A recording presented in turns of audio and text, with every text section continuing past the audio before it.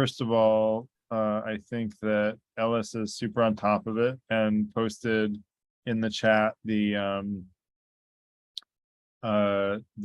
Discord community, which I would love for everybody to join. We try to stay in touch between these events on Tuesday evenings. Like to chat about intellectually interesting topics, whatever you're interested in, you can bring it up in the online community. There will be a channel for it, and if there's not, then you go to general or general, there's a few sort of generic channels that you can chat about anything. And it's it's chat, but you can also do voice chat, you can do video chat. It's a very cool software called Discord, which is a great community builder. And so that's where we have our online community to kind of keep in touch with each other between these Tuesday evening events, which are a lot of fun. But it's also, we've had some really good conversations in the online community, and people post articles and stuff like that. And it gives you more chance to think and reflect than in real time on these events. So it's particularly good for the introverts, just to put it out there, because you get more time to think about things, and you can respond on your own time. So, but I'm sort of ambivert, slightly extroverted now. And so I really like it too, because I'm into the ability to think when I need to, but then chat in real time when I can. And so I want to encourage everyone to join that. And then we have the YouTube channel in there as well as the official Freethinker Institute meetup group. This event is done through my not-for-profit, which is the Freethinker Institute. And I will give, now that we had more people join, the first thank you to everybody on video.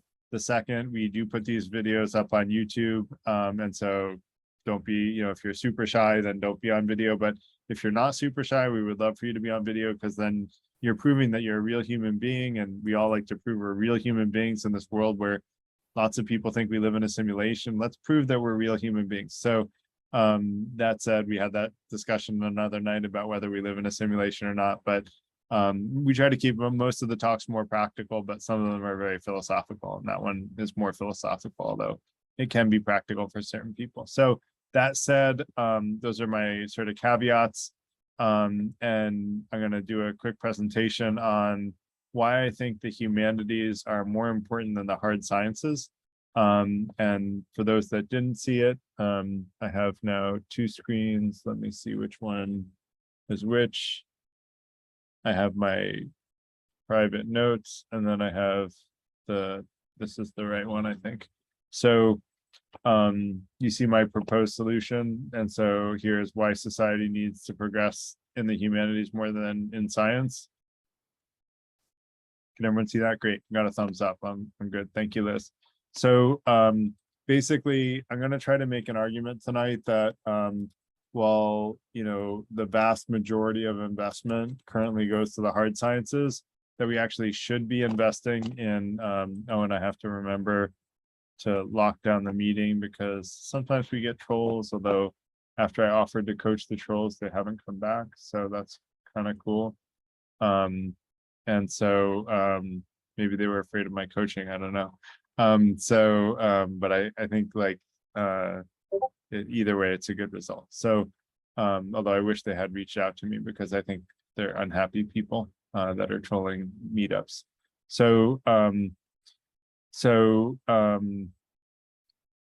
we're going to talk about why the hard sciences, basically the hard sciences have made, the vast majority of progress in the last 500 years, since the Enlightenment.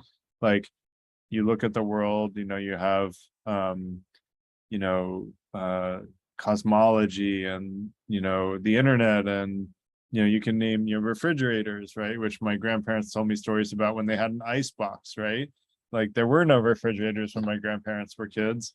And wow, what a different world living without refrigerators or air conditioning, right? We can't really fathom that for people that are young today. For people that aren't really old today, quite frankly, they can't fathom that. But that was the world 100 years ago. And 100 years ago, women, I don't believe, had the right to vote. So wow, what a different world we live in.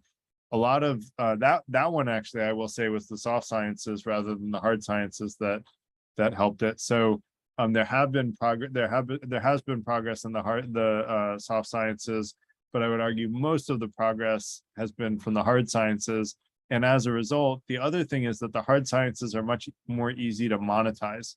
And so the amount of I like to say that there's knowledge and wisdom, and I consider knowledge sort of exploring objective reality and getting better models of how to predict objective reality, and like scientific insights are knowledge creation. Wisdom is how to make more fundamentally like positive decisions. And I like utilitarianism. I think that it really pretty succinctly describes what is good and what is bad. The thing that has the most good for the most amount of people that you can influence is generally a good thing. And I haven't heard good exceptions to that, but I'm open to hearing them after the brief presentation tonight. But that said, that's sort of tangential. We'll talk about that more head on another night when I try to make the case for objective morals, which I alluded to earlier, which is going to make me hated by everybody, but I'm okay with that. And so I'm gonna stick with not religiously grounded objective morals. So and so basically, like, let me just explain the problem in a very simple way, right? The hard sciences are advancing very quickly. Part of what that means is that we're creating more and more powerful weapons, and those more powerful weapons are getting into the hands of more people, and we don't have really good controls over how responsible is each human being to wield how much power. That's not really a focus on society today. And there's a whole hypothesis, just to take the really extreme example of, well, suppose there was a doomsday button. There's a whole movement in philosophy that says, well, actually, you would be preventing all the harm on earth by pressing a doomsday button and killing everyone. And there's a large percentage of people that believe in antinatalism, which we can talk about another night. And antinatalism says that you shouldn't have kids because bringing a child into this world is a horrible thing to do, because it's such a horrible world, even though we live in the healthiest, safest, wealthiest world that has ever existed in humanity. But they think that the world is so horrible that you should never have kids. And so, if there was such a device, like, and it was in the hands of someone who thought that that was a good idea, they could literally end humanity, or potentially all life as we know it. There also might be some ego-driven politicians that decide to play chicken, and that they're going to be the toughest guy in the world, and they're going to press the nuclear weapon button. And we don't know anyone like that in the world, but there might be a few of them. And I really am afraid when those type of people have, the red button in front of them, because I'm really a pretty happy person. And I think most people are generally, like, we all have bad days, right? I have bad days too, but like, in general, I would say most people are more happy than they are unhappy. And so there's a lot of net positivity going on in the world. There's a lot of room for improvement, and that's part of what the Freethinker Institute is about, is spreading good ideas that increase happiness and decrease harm, which is essentially utilitarianism. And that's what we want to do for each other, right? In these discussions on Tuesday evenings and in the online community, we want to share ideas that help each other be better versions of ourselves, which for me ultimately means seeing the truth more clearly and spreading good ideas amongst other people. And if we can do that, and we can create a snowball effect of doing that, we make the world a better place. But that said, I'm digressing a little from the doomsday device. And eventually, like, if you look at, we used to fight with swords and bows and arrows, and now we have nuclear weapons, right? Like the level of ability to destroy people has gone drastically, just huge compared to like what it was like, even a couple hundred years ago. Killing large amounts of people with a few small people making few small people with big egos making really important decisions. And the question is whether or not we really have the capability to know who is capable of wielding the amount of power that we're creating in society with the hard sciences. And I would argue that the hard sciences create more power and they put it in the hands of more people. What we're really bad at, I would argue, is saying how responsible people are to wield that power, and how do we prevent people who are not yet ready to wield power from getting that power. And the example, we had a mass shooter example recently of someone who was mentally ill. someone who's mentally ill, there's actually a bipartisan, bill going through Congress that there are still a lot of people who oppose, but there are a majority that agree with that mentally ill people shouldn't have automatic weapons, which sort of makes sense to me. Like, why would you give a mentally ill person the capability to kill people, especially when they threaten to kill their own family? The father who was threatened with death still stands by that it was a good decision to give his son a gun, which is an interesting psychological study object for anyone that wants to study that. I would really like to understand his psyche. The long story short is, I think we really need to get better at understanding how capable each person is at wielding power, and making sure people don't get power that's beyond their capability to wield. And it is a difficult problem, right? It's not simple, it's not easy. But neither was the nuclear bomb, right? But we still created a nuclear bomb. That wasn't easy, but we figured it out. We figured it out because a lot of money went into it, and a lot of research went into it, and a lot of effort went into it. And so we figured it out. Well, we can also figure out who's capable of wielding how much power. And I'm going to go into the second step of that in my proposed solution is, first of all, is who's capable of wielding how much power. Second is help identify who is and is not responsible to handle certain amounts of power relatively early on. And then third is find ways that you can help people be more capable of wielding more power. Like, I think we should empower people. I actually have a saying that power should be used to empower rather than to overpower, right? And I think most people are ego driven, and they use power to overpower people. They say, I'm the highest paid person in the room, I'm going to make the decision, everyone's going to agree with me. Anyone who disagrees is an insurrectionist, and they're going to get fired if they disagree with me. Even if that person is totally dead wrong and everyone in the room knows it, it doesn't matter because they're the highest paid person in the room. And that's an ego-driven decision. But really, what we want to do, in my opinion, is teach people like that to be more humble and to say, look, if you're in this position of power, you should wield it responsibly, and you should empower other people and teach them how to wield it more responsibly.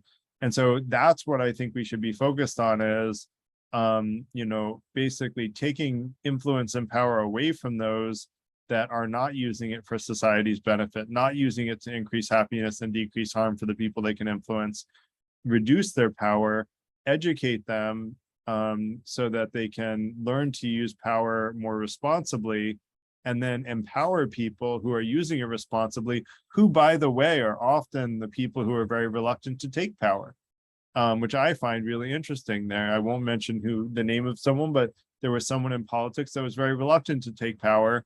And she was encouraged by a lot of other people to take a position of power. And then in doing so, had a really positive impact on the US. And I think these reluctant leaders should be encouraged to take on leadership roles, because I think a lot of people, doubt themselves. And I think we need to coach and mentor people who are very responsible and moral, that they are capable of wielding that power responsibly, and more capable, quite frankly, than the people who are actively seeking power. And I have another essay written about the people who actively seek power, and I don't have a super high opinion of them, because I think most of the people seeking power are doing it to sort of, they're doing it to control others, and they're doing it because of their own lack of control in their own lives, to psychoanalyze them. And because they can't control their own lives, they're sort of choosing to control others. And that's another topic for another night. I don't mean to digress, but I find it a fascinating subject. And so basically, I thought of some new names for the initiative. And I don't even know if it needs a new name, but someone mentioned like that when they read my essay, they said it sounded like we need a new type of humanities. And I'm like, yeah, I kind of think we do. And it might have been you, Ellis, that said that. And I'm like, yeah, I kind of think we do. We need a new focus area. And I came up with two names, which is power empowerment, because we want to empower people with power that are capable, only those people that are capable of wielding it.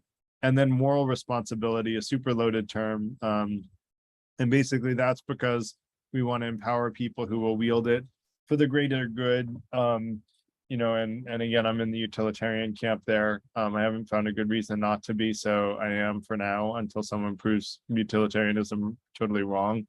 But I haven't heard a good reason that it is. So that said, that's kind of it, and 17 minutes. So relatively short, compared to compared to my presentation on free will, which was a much more complicated argument, and a much more theoretical one. But this is very practical. It impacts every one of our lives, right? Like any one of us could be shot at a 4th of July parade. And there were 2 parents shot and a child wandering around aimlessly because both of their parents were killed at a parade celebrating our independence from Britain. And now we're best friends with Britain. That's another story. But I'd love to hear feedback. Does it make sense? Do people have questions?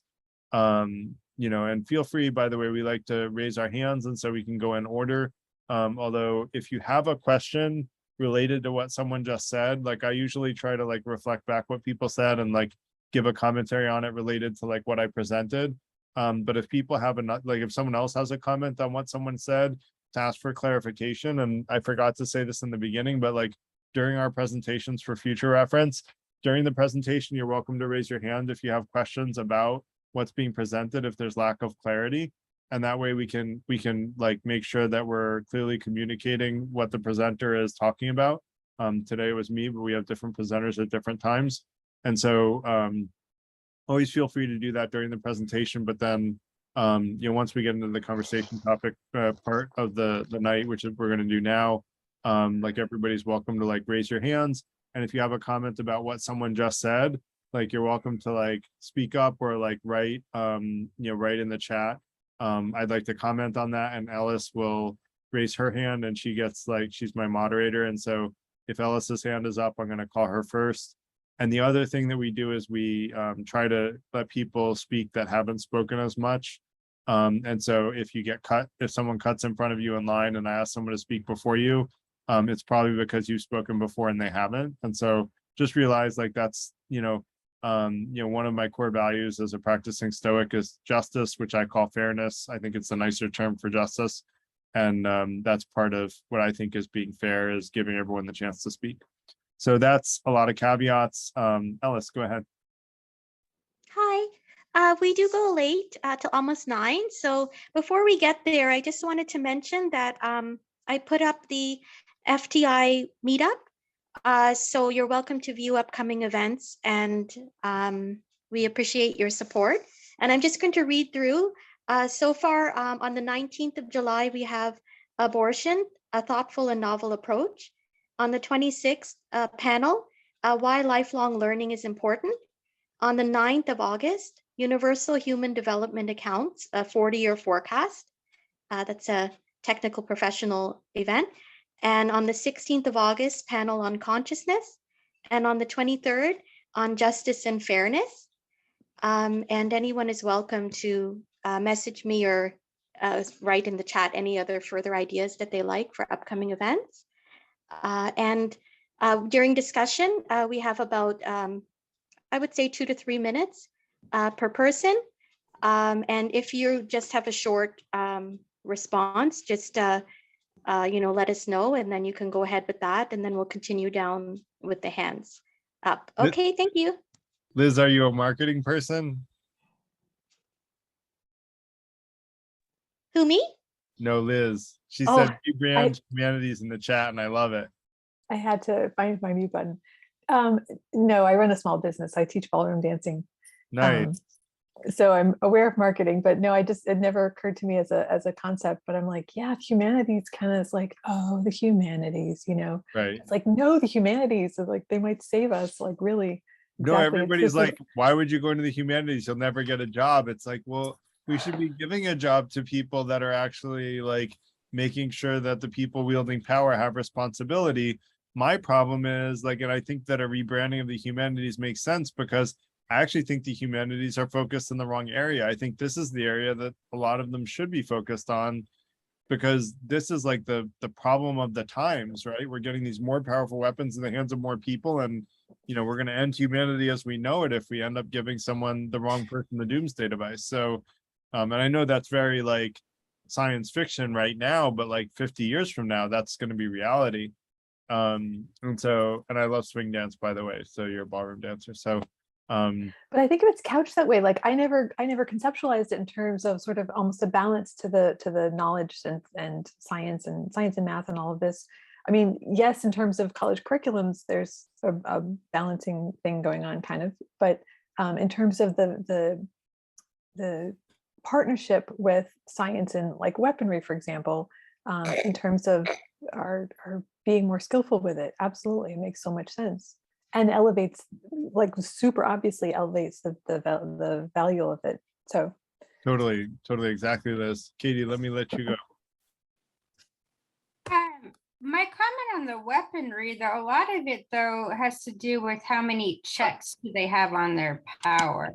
So like if I went off the rails, then it wouldn't really matter because I don't have, well, number one, I'm not in power, but number two, like there should be, to be able to do that, there should be a lot of people that you have to get behind you to support something. So like for like going into Iraq or something like that, it's like the CIA first comes up with their assessments and then they have to convince people in both houses and get, so it's a lot of people that they're going through to come down the line to make that final decision.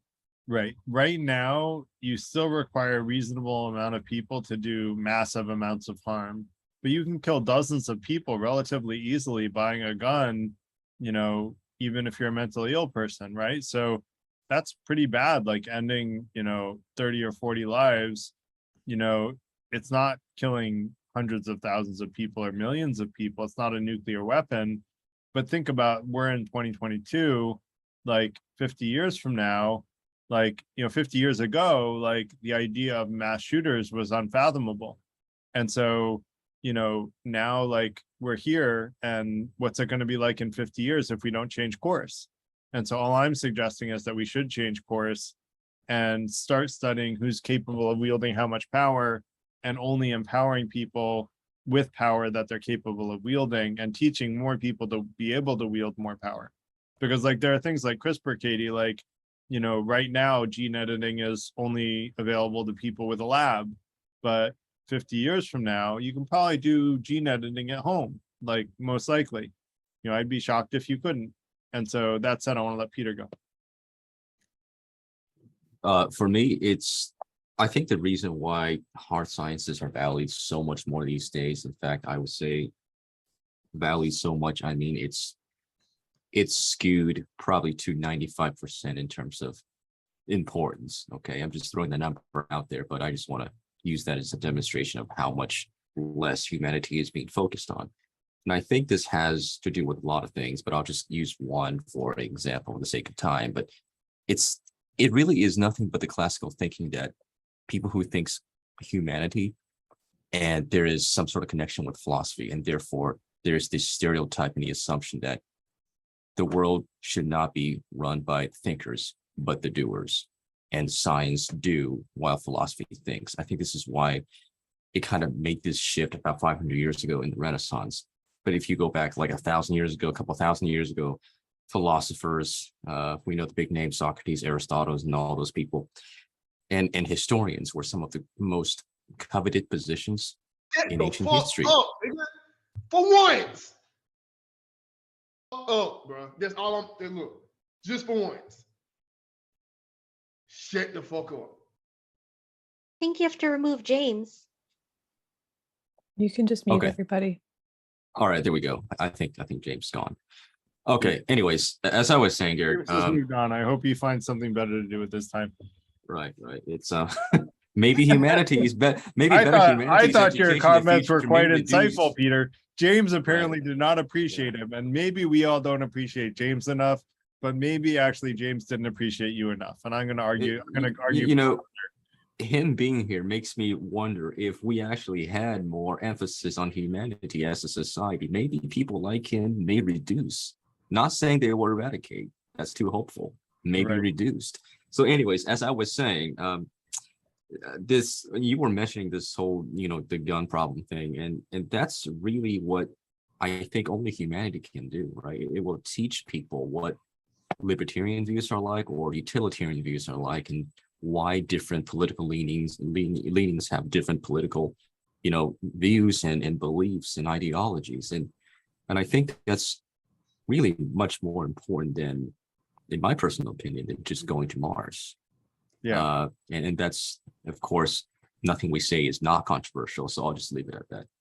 Yeah. I mean, right. We go to Mars and then we end life on Earth, and then suddenly life on Mars can't survive because life on Earth is gone.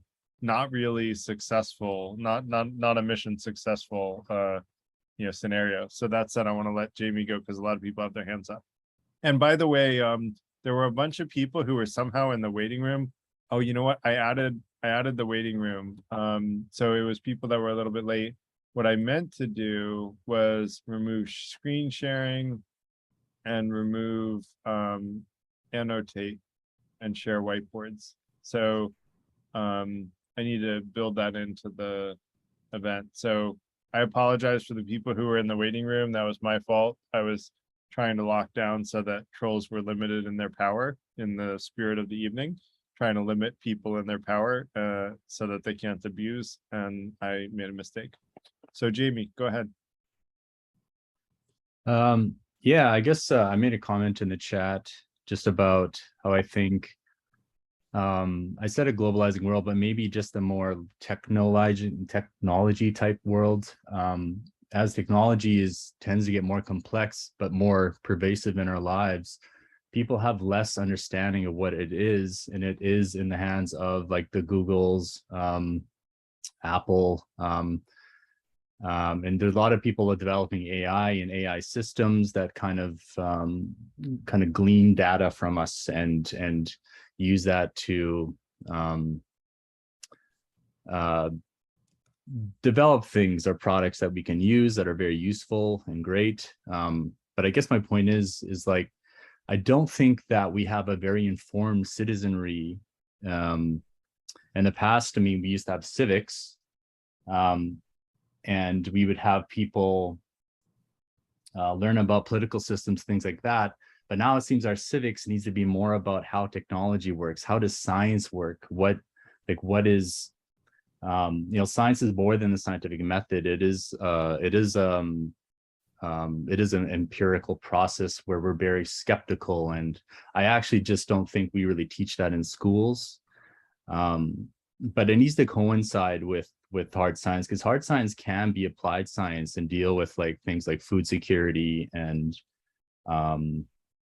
climate change and things like that. So yeah, I really think, yeah, when you talk about the power empowerment thing, I think it has to do with like we're not really educated to the level that we can keep up with the advances of technology. Yeah, I think that's a great insight, is that we're not keeping up with the advances of technology, which is knowledge, which is the advances in the hard sciences. So I agree with you completely. And I just looked up, I was trying to look up the amount of funding for the hard sciences versus the soft sciences. And I found that it's not just about funding, it's also about the publishing being ignored.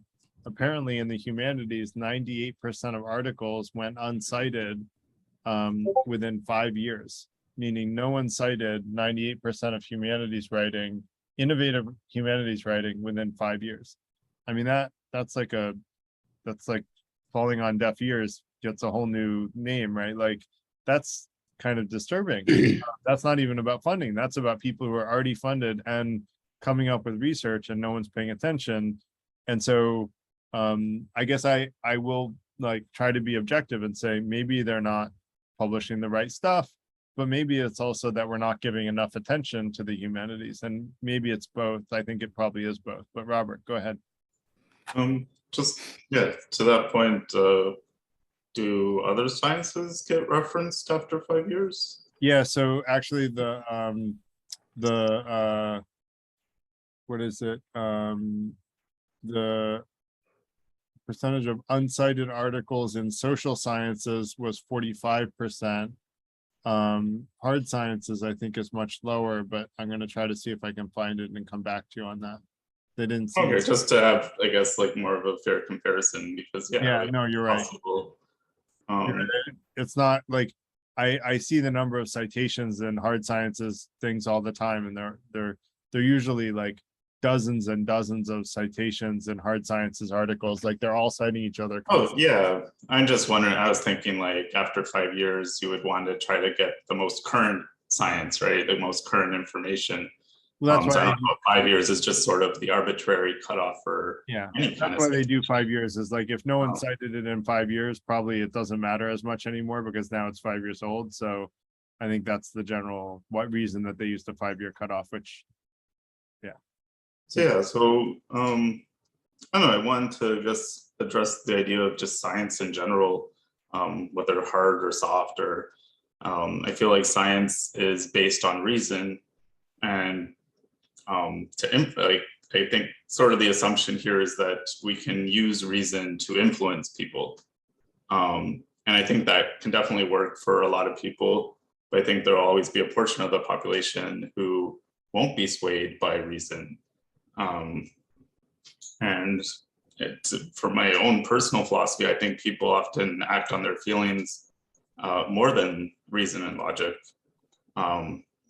A lot of times they then use reason to justify those feelings. So they try to like flip it around, but yeah, I think feelings are really kind of driving a lot of people. So yeah, like I said, I think science is based on reason. And unfortunately, I think that means that it might not work for everyone. So yeah, earlier there's the idea of potentially a new approach, which I definitely agree with, that we probably need a new approach, but I don't know if it has to be another science. Earlier on, Garrett, you mentioned there's potentially a law that people with mental health issues wouldn't have access to dangerous weapons. But I would say arguably nobody should have access to dangerous weapons, right? Why should anybody have the potential? don't say do that in something large that parts of just- America. I just don't know. teasing. Like I said, reason isn't necessarily going to sway everybody. Right. No. But yeah, I don't know. I guess I didn't want the thoughts to focus on just mentally ill people. I would focus it more on the dangerous part of the dangerous weapons. Yeah. But to say something like nobody should have access to dangerous weapons, I don't see that as a scientific approach. I think you could turn it into a scientific one, but I think that statement to me is just more of a compassionate approach, not necessarily based. Yeah, so maybe compassion would be an alternative to science, or I think a lot of times fear is used to kind of direct people. So I don't know, just maybe consider using feelings to influence people, but in a positive way, when a lot of times it feels like they're used in a negative way. Yeah, thanks. Yeah, I agree completely, Robert. And for those that weren't here last week, we talked about reason. And so that might be where Robert's coming from. Like, I didn't mention reason tonight as a way of convincing, and I intentionally omitted it because I'm not tied to reason being the only way to convince people. Now that's my best way of convincing people, because I'm like, I took a saboteur's test, and my biggest saboteur is that I'm hyper rational. I'm like a ridiculously like rational, logical person, and like that's like just how I work. But like a lot of people do deal more with like emotional decisions. And while I think that it's better to make decisions rationally, most of the time, a lot of people are more convinced by emotional arguments. And I think in everything that I talked about tonight, we should use both rational and emotional arguments to touch people, like influence people in the best way possible that will help it resonate with them. I think ultimately there's probably going to have to be some reason thrown in there at some point, but I don't think we should limit ourselves to reason, Robert. So I agree with you completely there. And I agree that compassion is a good sort of guiding principle towards knowing who's responsible for keep wielding how much power. And I like to say, hate causes problems and love heals and solves problems. And compassion is sort of a twin of love. And I think that we should have more love in the world and less hate in the world. And ironically, a lot of people who follow a religion of love tend to hate, and that also throws me off a lot. Or religions, I should say. It's not isolated to just one religion. It's multiple religions of love that people end up, using to justify their hate. But that said, yeah, I agree with you completely, and I want to let Parsa go. Can you guys hear me? Yeah, go ahead. All right.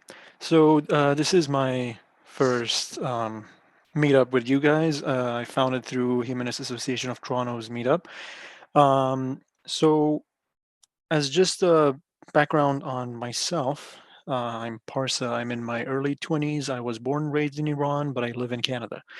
I wanted to make 3 points, hopefully as fast as I can. So one of them is, so first of all, I'm going to call one side, sciences, and the other social sciences instead of hard sciences and soft sciences. So to me, one of the issues that you guys mentioned was nuclear weapons, which, as someone who is, I would call myself a science enthusiast, if that even makes any sense. I've listened to many people about it. I've watched documentaries about it. I've watched TED Talks about it on both sides. The nuclear weapons are so interesting because when they are in the hands of rogue agents, rogue nations, rogue terrorist groups, they are the most, dangerous thing ever, maybe after biological weapons, basically. But when superpowers have them, somehow they contribute to deterring wars.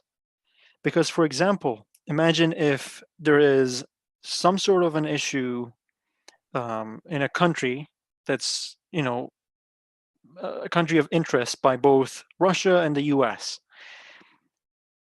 No matter how much, they're going to be fighting over it, they're going to be doing proxy wars and all of that stuff. The fact that both of these superpowers have a massive arsenal of nuclear weapons is going to prevent them from engaging themselves directly. So it keeps wars at like a smaller scale, more like proxy wars. Again, you can look at, for example, Ukraine. It's very unfortunate because Russia has nuclear weapons, the West cannot directly engage and go in and help them. But at the same time, it's almost like preventing World War III because it's preventing superpowers to go into direct wars to each other. If you assume that we will never annihilate wars, we will never completely remove wars because of the human nature, then I feel like there is some value in preventing massive wars, world wars between superpowers and keeping it at the bare minimum of the proxy wars in, between smaller states and not become a nuclear issue. But then again, when, for example, Soviet Union basically went away and became Russia, a lot of the what they call them, they were some dirty bombs being traded, which were either nuclear bombs or even just an amount of.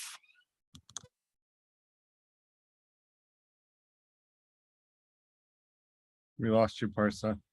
You still there? Yeah, sorry for that. I had to speak to someone here. Didn't want to cause any issues here. So when you look at it, even just I don't know the correct word in English. When you use, for example, a nuclear reactor, what is the remainder when the radioactive waste? Yeah. So there was traces of radioactive waste being traded out of Soviet Union right after the revolution into hands of many terrorists. And there was even signs of Al Qaeda getting some of them and all that stuff. So it is very, very, very scary at the same time. But you also have to look at the fact that somehow these have unexpectedly prevented the most massive scale wars. Again, this is not a pro, not a con. It's just it's something I wanted to mention in this discussion. The second issue was about firearms. So I feel like putting, firearms into such a, how do I say it?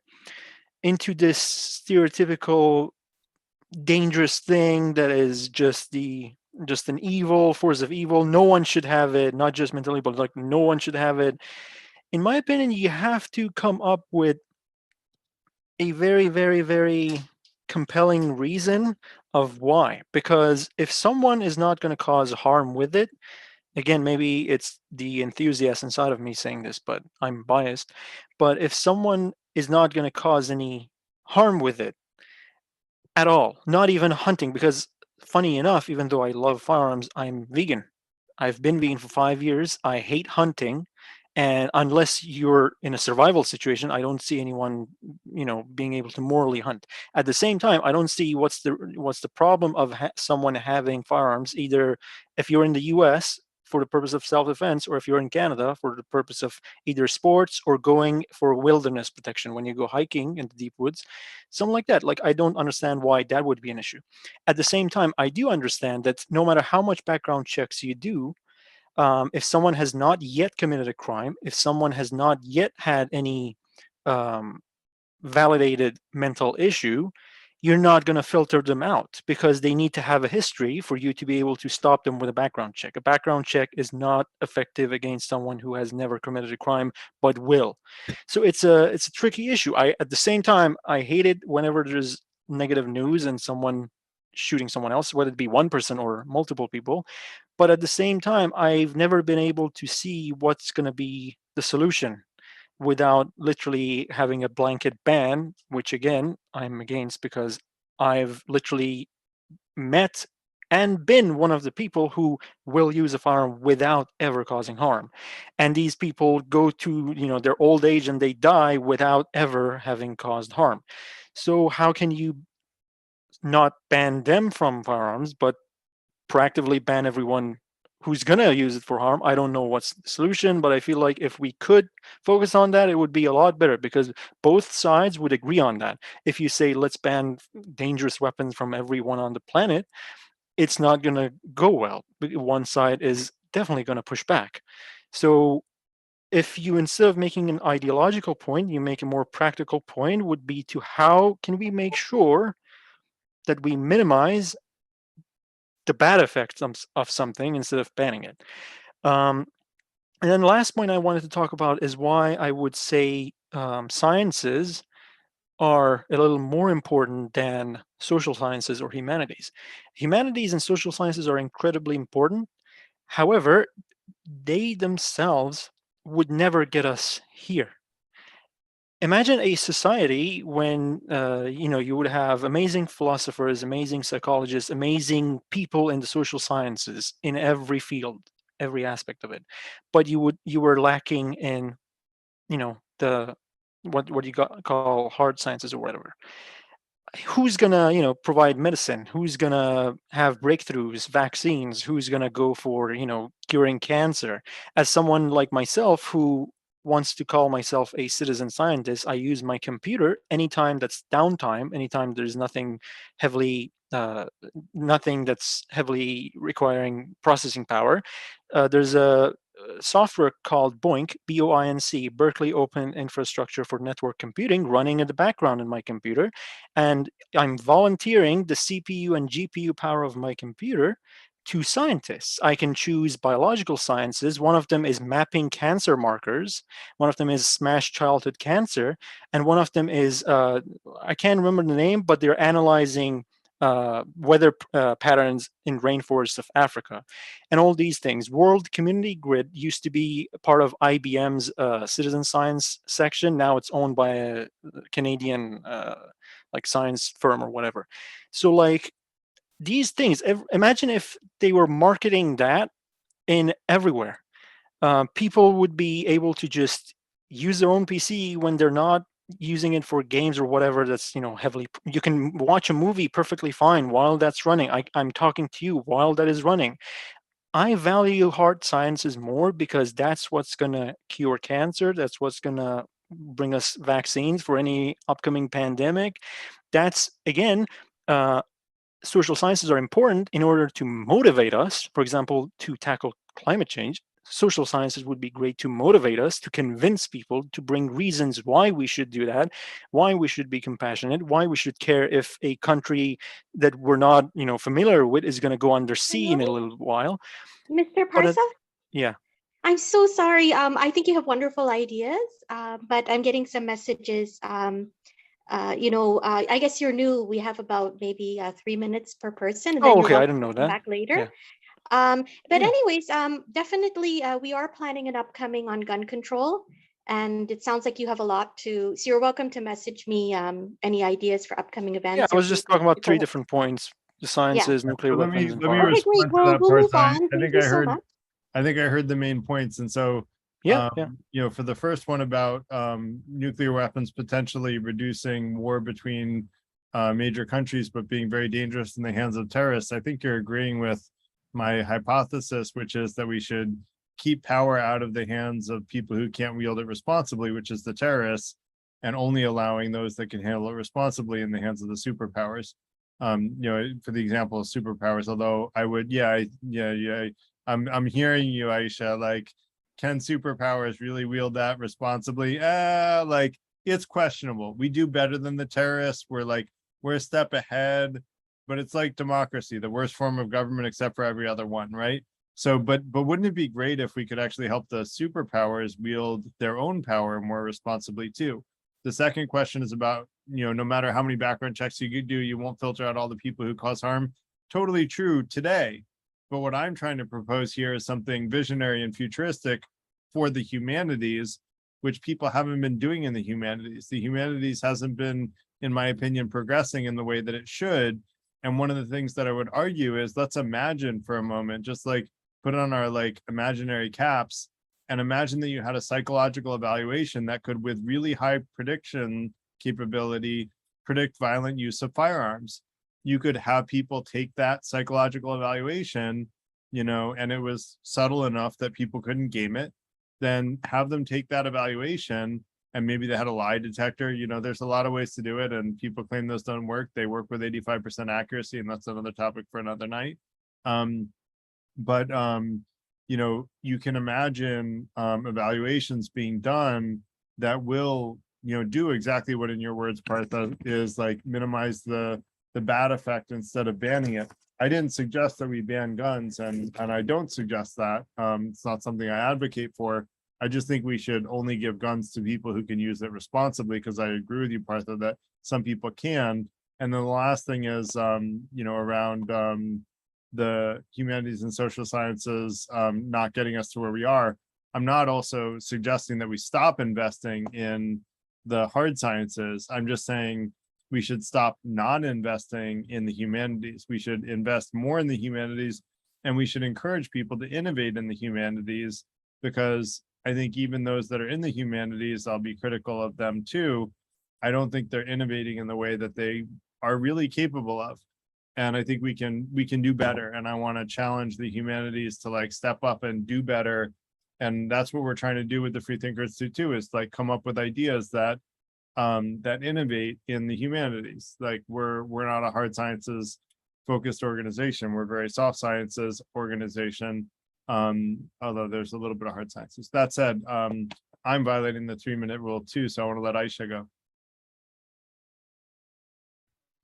Thank you so much. I appreciate it. This Sorry, is also my Aisha. Did Coverage, did you have something you wanted to respond? Yes, yes, I have a comment to make about the on number 2 under section B, which says moral responsibility. I like this whole line because it shows us reality of what's happening during modern present now in terms of religion wise. Yes, unfortunately we live in an age where morality has been commandeered by religion and non-religious people when they argue that there's no objective morals. So yes, whenever we see lots of, for instance, lot of crime activities or if any assaults or anything like crime related, we have been getting a lot of news about like rape and all. Thanks for. Yep. Go ahead. Yes. So what? So yes, Finish that up if the you could, and then let's let Aisha go.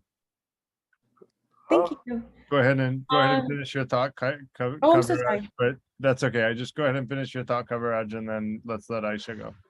oh sure. So yeah, the second part, B in number 2 is very well explained because it talked to us about, yes, we live in an age where there is morality has been different and commanded by religion and non-religious, by surrounded by so many rationalities, by so many morals that we're not aware of in terms of bad or good.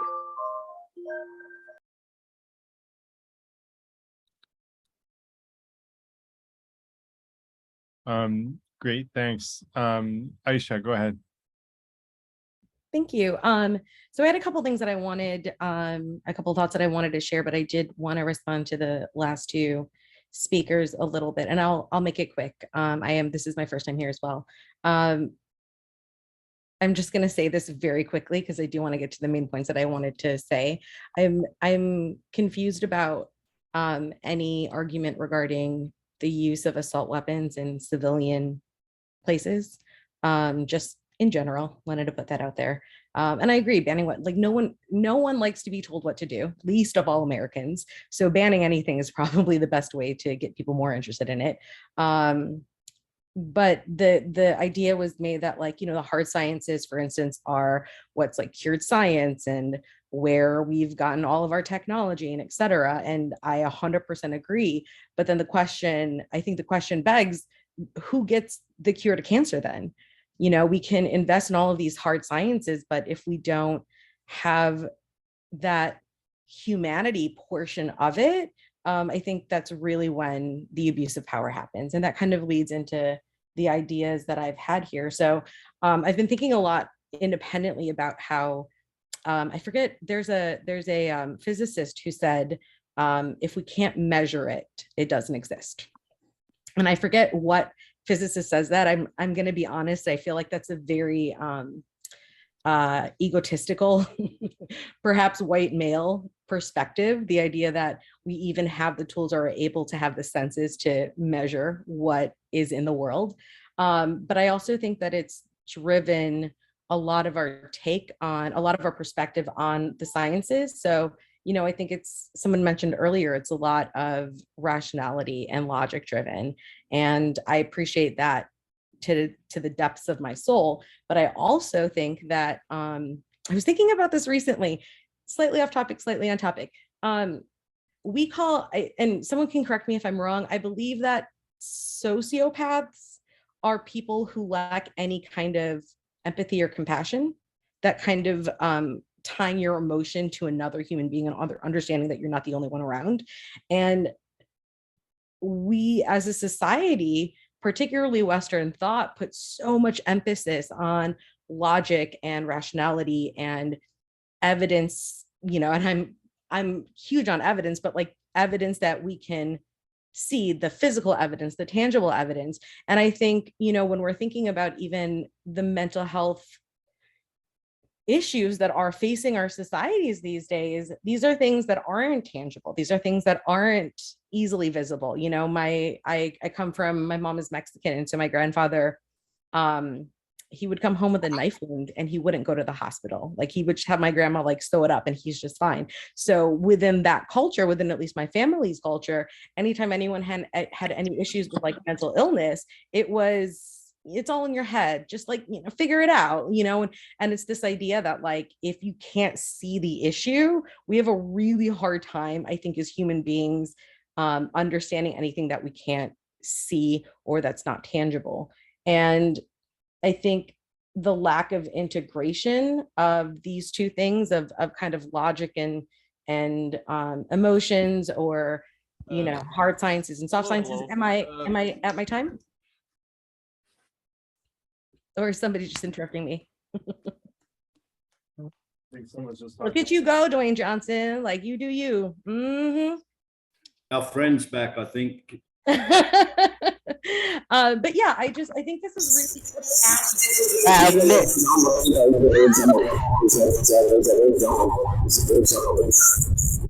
think it's someone. We're getting multiple.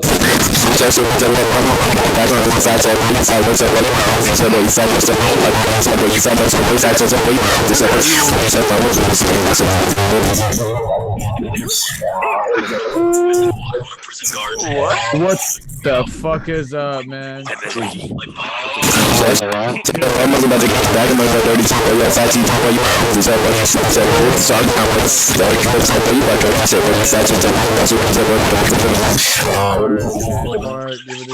Excuse me? Excuse me? Peter, fuck you, kid. What's up, guys? Albert Fingernail here. You will. And this Regarding educating. Yo, hello. Why would you do that?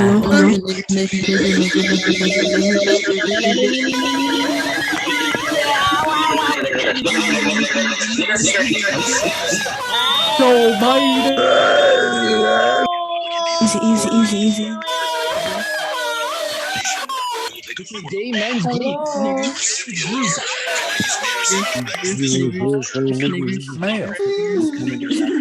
thing to say. Fuck you, Aisha.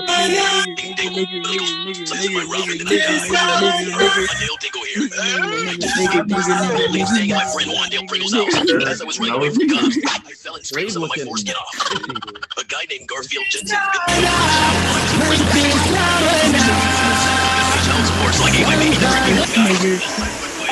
Four big guys, and they bust on my eyes. They eat my ass just like after fries. If they keep fucking me like this, And he fell down the stairs and broke his back. Downloaded it now.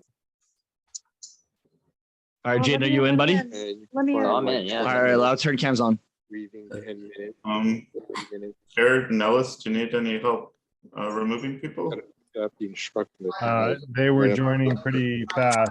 There was No, you no way want to one, dude. remove them as fast as they were joining. We got a little bomb attack here. For the trolls, if you guys need life coaching, I can tell that you're miserable people, and you can reach out to me online. I'm happy to help you find a happier life and a better way to spend your time than trolling random Zoom meetings. That would explain why. So I think there are some security features. Like, I don't know if you wanted to lock down the chat. I'm guessing at this point. I did lock down the chat, and now nobody can unmute. But you know, turning on all the security features prevents us from actually communicating with each other. So now Aisha can't unmute herself, which is not really cool, but I will ask her to unmute and let's let her go. I'm sorry. I'm also a teacher, and so this is extra difficult for me to see. Just regarding how easy it is to sit behind a computer and say a bunch of things that you don't really understand. Thank you. I appreciate it. Yeah, I think this is, and I don't even know what to say. This like really threw me off, which is exactly what y'all wanted. So clap yourself on the back and stuff. Good job.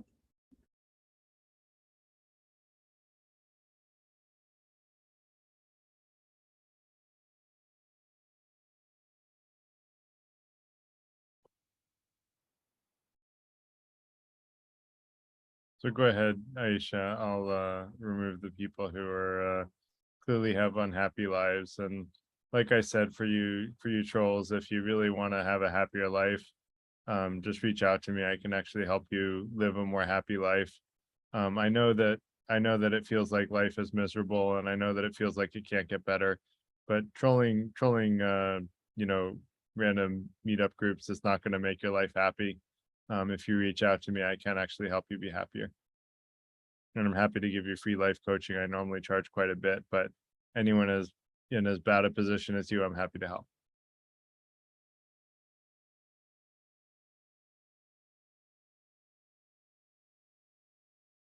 So go ahead, Aisha. Oh, you're on mute again. Sorry. Sorry about that. Yeah, just to kind of go back to this idea that's been kind of being bounced around. I think it's very dichotomous, right? You've got your like hard sciences and you've got your humanities. I certainly got my degree in humanities and had no idea what to do with it afterward. But I think, and I don't know what this looks like, but I think the integration of hard sciences into humanity or humanities into hard sciences is really what's needed. I think a lot of times, especially in America, like we've got a very competitive, only one person wins kind of mentality toward a lot of things. But if we took a little bit of everything, I think that and kind of honored both like what sciences can give us and also honored like what the humanities can give us, I think that we would be in a lot better place. And then the last thing, which I think is kind of related to the trolls who just apparently very much enjoyed themselves, is this idea that, you know, having a mental health screening for any kind of weapon sounds like a good idea to me, honestly. But I also think that whether or not, I think that if we treated our society's mental health needs and we really began to recognize and legitimize how human psychology works, and then also how someone said something about how like our education isn't in line with the advances in our technology, and like that is so deeply true. I think sometimes the tech changes so quickly that as an educator, I mean, I'm teaching in a archaic system. I'm teaching from a system that was developed in the Industrial Revolution, where the goal was to really like get kids to like sit down, be quiet, do what you're told to do, because when you work in a factory, that's exactly what you're going to need to do. You know, we haven't kept up, and so I think that there's a lot of different aspects of it, but really, yeah, I'm going to stop there. Thank you for letting me finish what I was saying.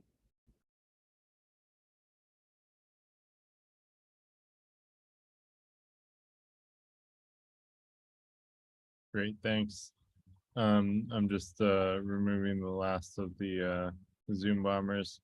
So Will, why don't you go next?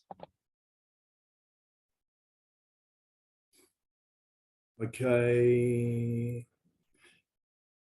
Yes. Am I unmuted? Yeah. Okay. You're Thank unmuted. you. Thanks a lot. Sorry, Garrett. Yeah, Just go ahead, Ella. before, I just thought to mention there was, I think Jamie had a question, Jamie House, and then we can go ahead. to- Who's that? It was either Rajid or Jamie, I think, spoke then. No, I didn't say anything. Yeah, it was Jamie. in the chat, but that's okay. You can go ahead then, if they're not saying I put my thumbs up to one of Aisha's points, but I'll let Will go for it. Okay. That's okay. Thanks. Garrett, do you need to do any more housekeeping or? Go ahead. Go ahead. I'm gonna keep an eye on it. Okay.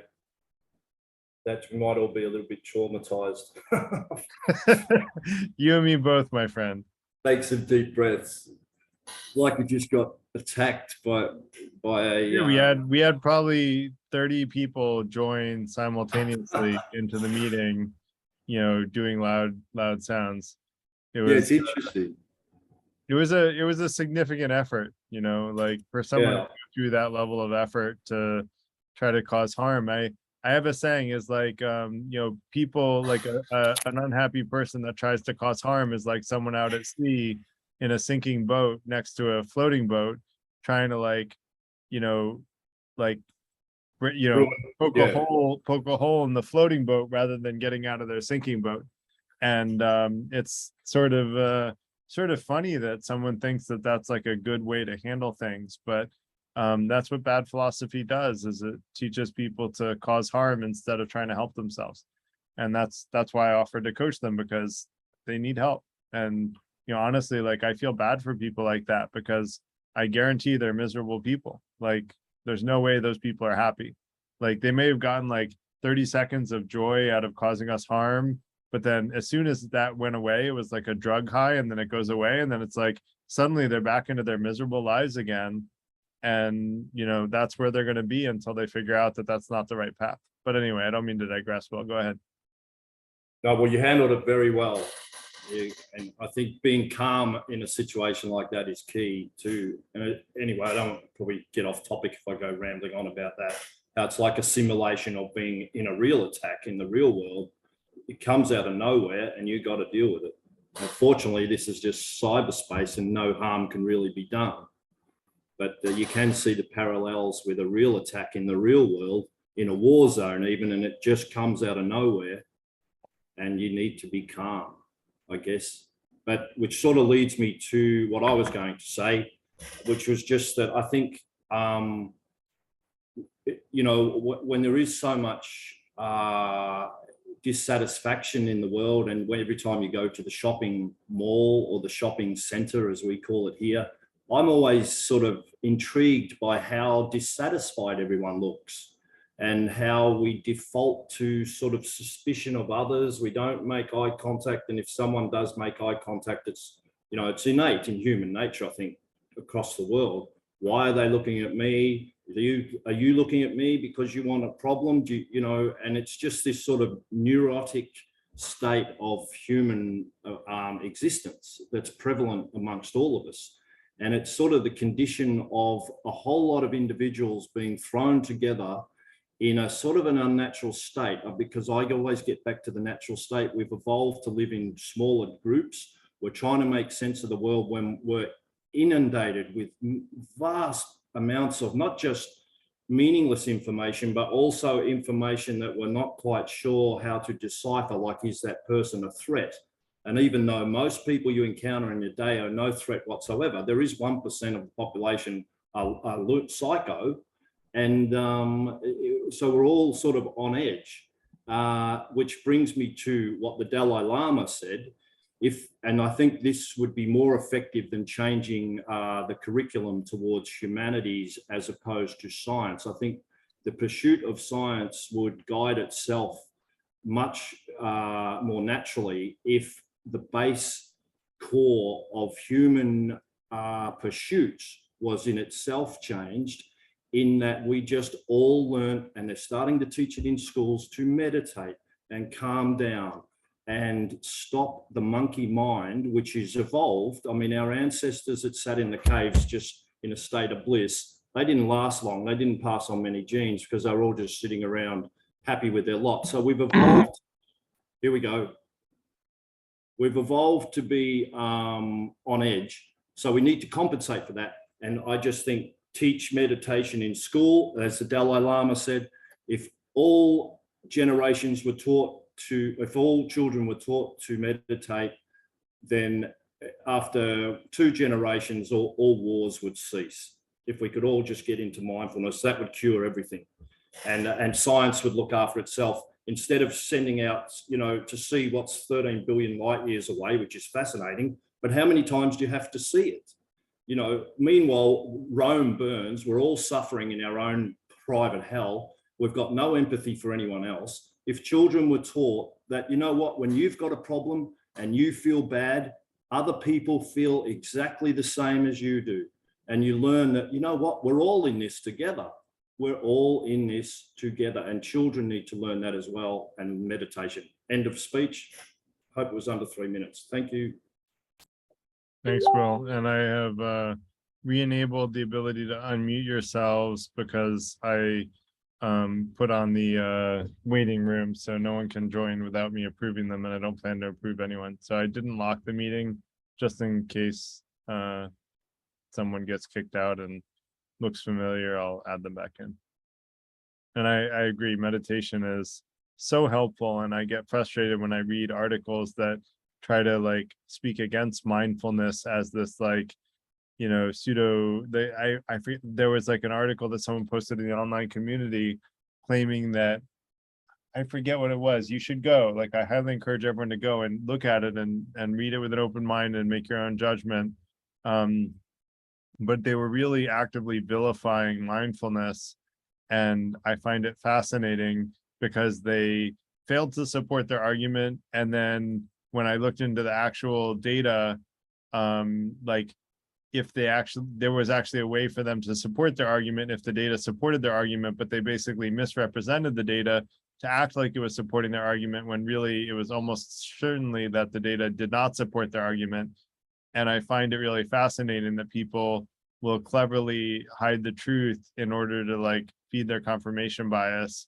And that's why I think we all need to be super conscious of the fact that our confirmation bias will make us think that our current beliefs are right, even when, you know, all logic and reason shows that we're wrong. And it's so much better to admit we're wrong and just learn a new truth. So, you know, that's part of the goal of this group, is to help each other admit when we're wrong. And I like to say that the friends that I want are the friends that are more loyal to truth than they are to me, because they're going to teach me the truth when I'm wrong. You know, I don't want someone that's loyal to me when I'm wrong, right? That's just going to make me more wrong. So anyway, I want to let Remco go. What an adventure it's been tuning in today. Anyhow, you did it well, Garrett, and it was a bit of fun. It's the first time I've experienced these bombers. Anyhow, the topic. I can't help but feel that, you know, in the Anglophone countries in particular, there's a dominance of sort of analytic thinking. It's also particularly in the West, but particularly again in the Anglophone, it's a tendency towards dualistic thinking, black and white.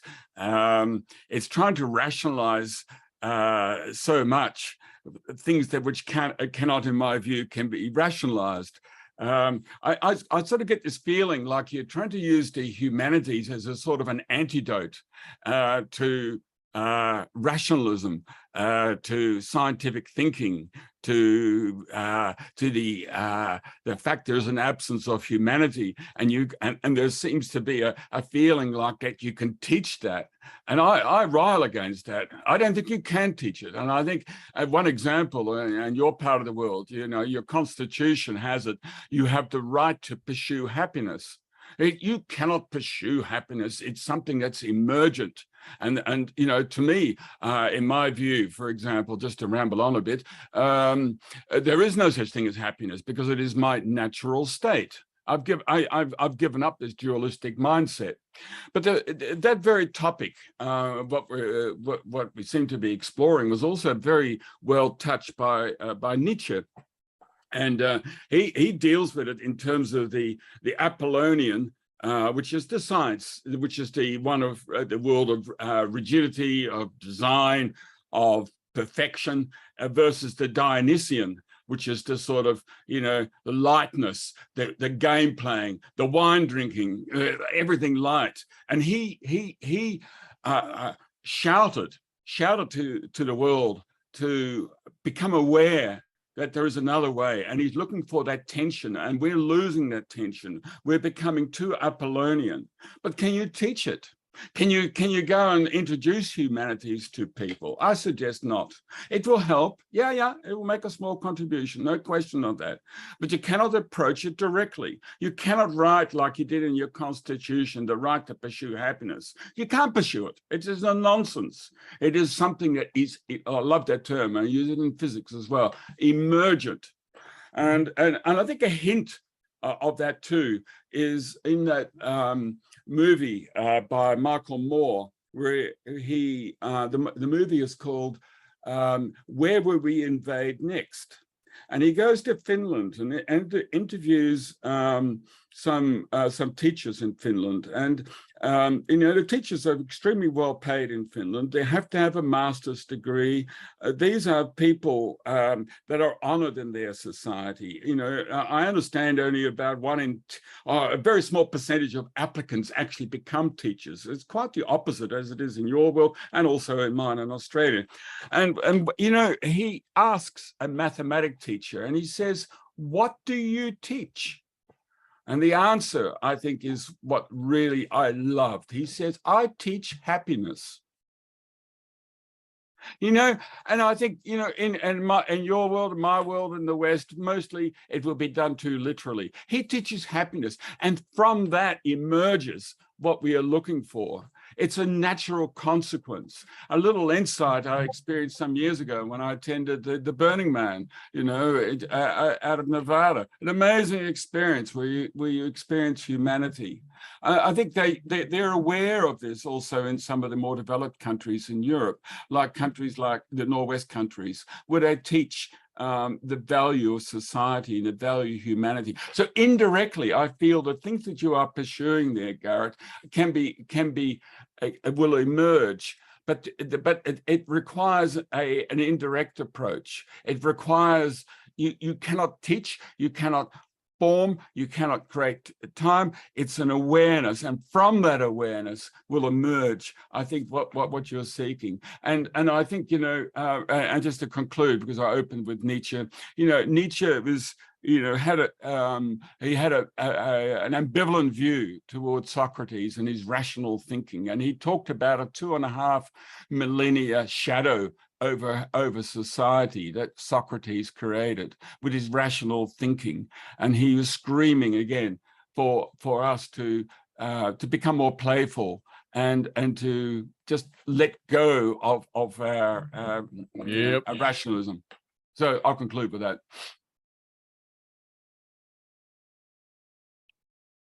Thanks, Remco. So as far as using the humanities as an antidote, using rationality, I already clarified, like, I'm not using rationality in this argument at all. I'm using whatever. Man, shut the fuck up, bro. God damn. Thanks, Rajid. Nice to meet you. So he left before I could boot him, and you were right for the person that was telling me to boot him. But so you're I guess I'm not saying that rationality is the end all be all answer. I don't care how we do it. All I'm saying is that we shouldn't give massive amounts of harm to people who can, or massive amounts of power to people who are going to use it to cause massive amounts of harm to society. These Zoom bombers should be, have their computers cordoned so that they can't access the internet, right? Let them have fun without accessing the internet, right? Reduce their power until they get enough education, like moral education, to learn how to wield power responsibly. And then we would find that there would be less Zoom bombers. And so if we had that capability, cool, then, that's not about necessarily, like, you can make an emotional argument for that. You can make a rational argument for it. The only point is that we should reduce the power of people who don't know how to wield power responsibly. And the internet is a powerful thing. Like, everybody on the internet is a powerful thing. People being able to Zoom bomb is giving them power, right? They're empowered, and they come here and try to ruin our night. I'm still having a good time. Like, yeah, it was frustrating, but like, I really enjoy the conversation we're having and appreciate everyone's comments. So that's more important to me. And, more important to me is like helping everybody, including them, quite frankly, to be happier, which is, why I tried to reach out to them when they were here. So that's that. Yeah, go ahead. Okay, I just want to say we're almost at 8:30 mark. So Yeah. I think Aisha had a question for Remco, and then we have Dwayne and John. And then we'll open out to anyone who hasn't spoken and then continue, if that's okay. Let me just finish responding to Remco, and then the cannot pursue, Remco, you said you cannot pursue happiness. I will politely disagree and say I have actually pursued happiness myself over the last 5 years using Buddhist and Stoic philosophy, and I'm now happy or neutral over 95% of my waking hours. That's a pretty damn good ratio. I was not anywhere near that before I made an effort to try to consciously pursue happiness. So I can say from personal experience, when I pursued happiness, I became much happier a much larger percentage of my life. And now I try to help other people to achieve the same thing. And so my personal experience is, yes, it's possible.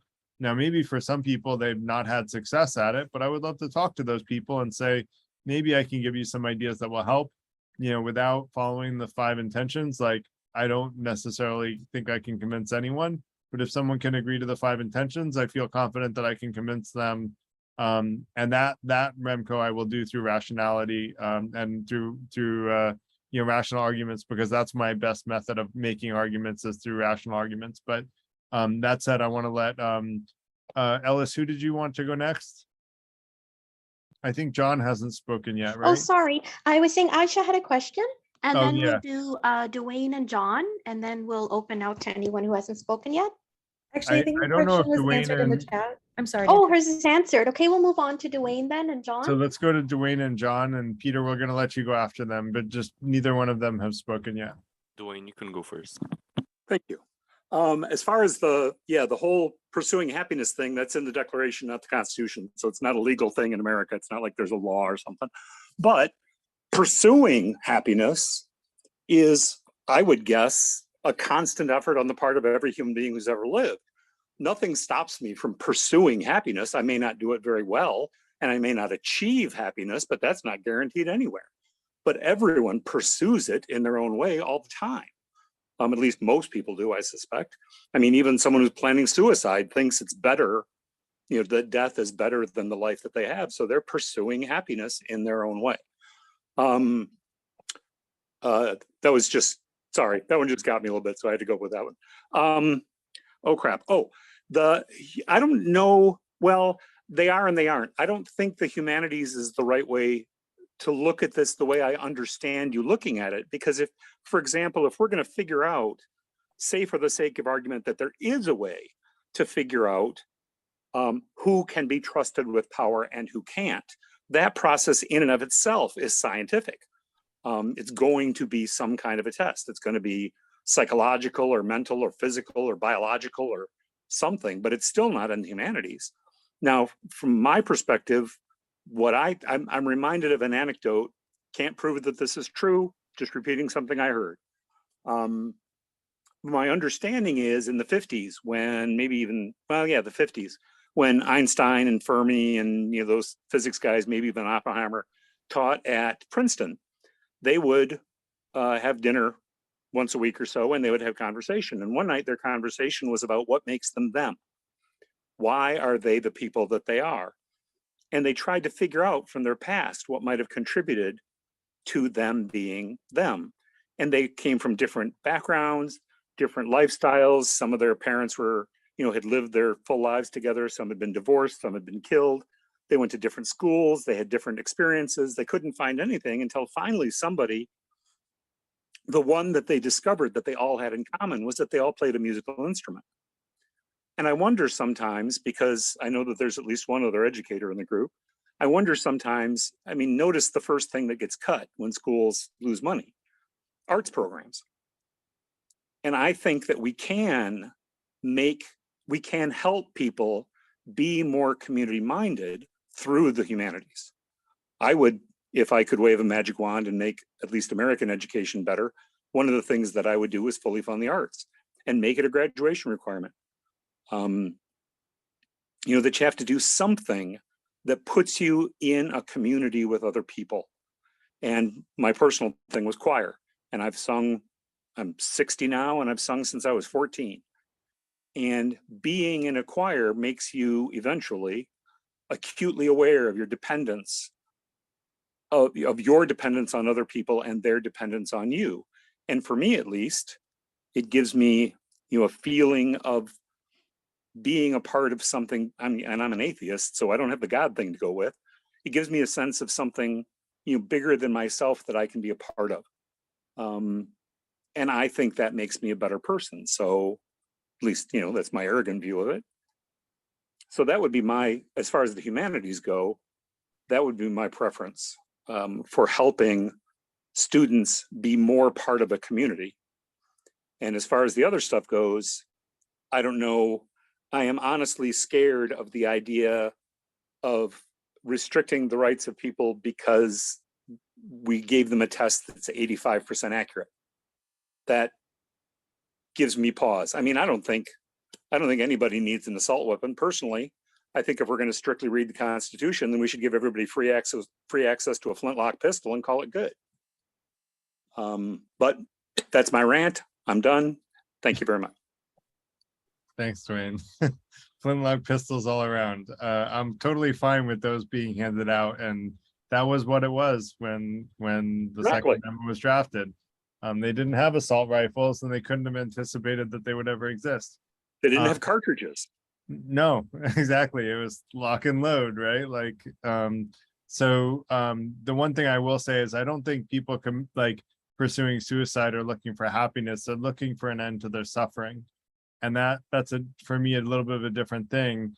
And I would only say that, if anyone is suicidal in this or that watches the YouTube video, reach out to me. If you can't afford coaching, I'll give you free coaching. Like, it's a difficult thing. And I feel for anyone that's feeling in that situation. So I would just say it's not a pursuit of happiness. It's a desire to end the suffering that they're going through. And as long as someone agrees with the first four intentions of the FTI, I do feel like I can be helpful. Does that make sense, Dwayne? You're on mute, by the way. Yeah, sorry about that. I was off looking at something else.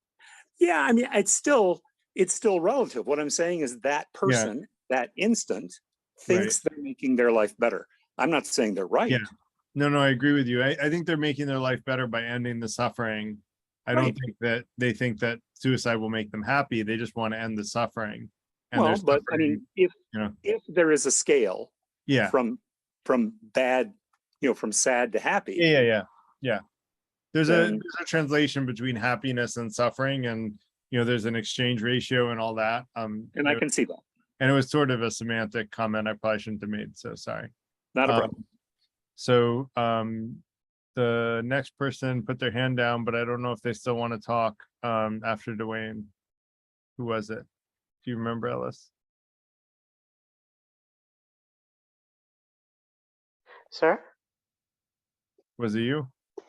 Yeah, I had my hand raised, but I lowered it at that point. But if I have something else to say, but if anybody else wants to say it first, it's fine, then I can go whoever. Just go ahead and raise your hand because I think you have spoken. And so there was someone that had not spoken that maybe it was, I don't remember who it was. I don't recall. Sorry. That's okay. I don't remember either. So let's let Peter go and then Coverage if you want to raise your hand, and then we'll get to you. Okay. So what I was thinking of, I was doing my best to not forget what I'm going to say, because a lot of people went in front of me and we had that whole Zoom bombing thing. There's one thing. Well, first of all, what I like to say is kind of in response to what this person, I think named Parsa, was saying much earlier. And if you recall, Garrett, he said something along the lines of, I think, hard sciences, and he used cancer research, something like that, in the field of medicine. And, I don't deny the fact that hard sciences have made tremendous progress in human society, but maybe you can, say that I'm nitpicking my examples, but still proves my point. Why do some places have better outcomes when it comes to diagnosis, when it comes to patients to physician relationships? The answer is actually quite surprising to some people, but to me, it's not, because of overusing technology. The overusing of technology is actually a problem, believe it or not. This is not to say we should just not use any technology, right? That's going back to the medieval times of medicine, which is downright barbaric, dangerous, unscientific, and filled with superstition. But over imaging is one of the issues. Because the reason I say that is because, well, if there's nothing on imaging, then there's nothing wrong. It almost comes to the point that doctors and nurses sometimes think that their patient is just lying. But in reality, who would be so dumb and so out of their own mind to make up a problem when they're completely okay? That's just unfathomable. So and in countries where doctors actually give more bedside examinations, that's the actual term, they can actually successfully identify more reasons and more problems why someone might be feeling these symptoms. So, and to me, that is a form of humanity. Form of humanities, like not the ones we think of, like, okay, social sciences, these kind of stuff, but it's through human interaction. That's when you actually can get to the bottom of certain things. So you see this irony, right? Well, having so much cutting edge technology, therefore we're going to be better in medicine. No, sometimes you just need people to people connection, quality connections. And another thing I would like to say is that it's seemingly unrelated, but I promise you it is somewhat humanity related as well. That I'll take the Zoom bombing as an example. That, yes, this is just one meeting, virtual meeting. It's absolutely nothing in the grand scale of humanity. But I would like to say that this kind of proves my suspicion that this had always been true and it will always be true. And that is that when certain people do certain things that are just downright harmful to society or contributing in the wrong way, you're going to have the majority of society, in this case, majority of people who are actually willing to be here, the genuine members, they suffer. And things have to be implemented to prevent certain disasters. And I don't know what Garrett, the host, did, but assuming that he is the equivalent of the president, but just, the meeting of the host, he probably had to do something to make sure that further incidents didn't happen tonight. Many which, things. Good job on you, by the way. I'm not the president, but I did take not, Zoom action. Zoom moderator it's action. definitely not easy to do what you did, because most hosts in your position would do one or two things. A, absolutely nothing, because they're so scared. There's the fight, flight, and the freeze response. Most people would freeze. Some people would just say, F this, I'm closing down the entire meeting, including all the genuine people, and probably gonna reschedule this another time. So I'm glad that that didn't happen. So thanks to your effort. And what does this have to do with the grand scale of society? Well, the gun control thing is a pretty good example to relate. Yes, most people, I would like to say, are not mass killers. That includes people with guns. But at the same time, if you have enough mass shootings, I mean, there's going to be laws implemented. And I understand that this whole notion and the concern that some people's rights will be violated. But at the same time, isn't every political decision all comes down to one thing, and that is, where do we draw the line? Right. And I think where do we draw the line is a very kind of a humanity question. It's not a hard science. Let's take this for example. Everyone has the right to own guns and there's no checks on it at all. Well, that will include everyone with miniguns that can fire 6,000 rounds per minute. If I'm mad, I will kill your entire neighborhood in less than 30 seconds. So that would be ridiculous, right? And at the same time, I personally don't believe in banning everything, because that's not only unrealistic, but people, of course, are going to be opposed to it. So it is really to, where do we draw the line? And this, to me, it's the root of every political topic. So this is why I actually do agree with you, Garrett, that teaching humanities can make us more rational and more compassionate. Thank you. Excuse me. Go ahead. Did you want to respond to that? The problem is that people have different opinions of ridiculous. I think having a weapon that can fire 100 rounds in less than 30 seconds is virtually identically ridiculous to a minigun. I think having a gun that can fire 17 rounds in 2 seconds is ridiculous. But so how are we supposed to kill an entire herd of ridiculous? How are we supposed to kill an entire herd of deer in 6 seconds flat so I can freeze meat for the next 10 years? If you're that bad a hunter, you deserve to starve. Sorry, it's a black humor, a one-sided humor way of sort of looking at thing. firearms. And I'll just throw this out there as Yeah, go my ahead, final interruption, because I know other people wants to talk and we're coming to an end. So this is probably the one last thing I'll say for tonight. I'll just leave you with this. Take it however you want. I'm not here to get in the last word, I promise. But back in 2012, the Prime Minister of, I think that's the right title. I don't know what you called it, their equivalent of president in England, but I think it's Prime Minister. Yeah. At one point, they were considering banning all knives with sharp edges. So we can literally go anywhere with this. To the point is, where do we draw the line? Yeah, and I think that's, it's, for me, it's about minimizing harm, right? You can't ban kitchen knives, right? That's not going to work out so well.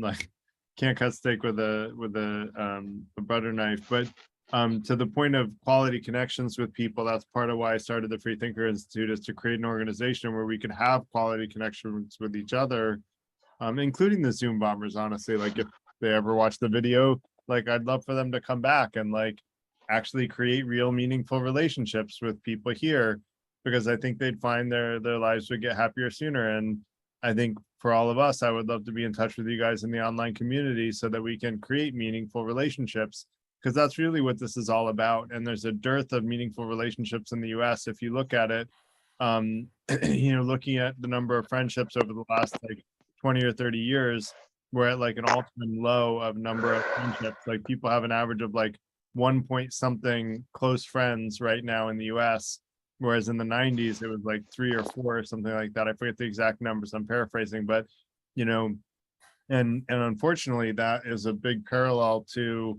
Nazi Germany.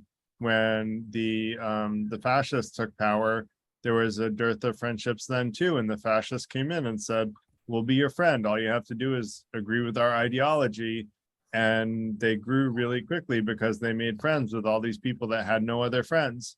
And so we're in a very and reading on the origins of totalitarianism by Hannah Arendt was part of the influences for me starting this group, because I read those facts from that book. And you know, it's scary. Like it's scary, and it's important, and it's you know, it's up to each of us to be the change we want to see in the world.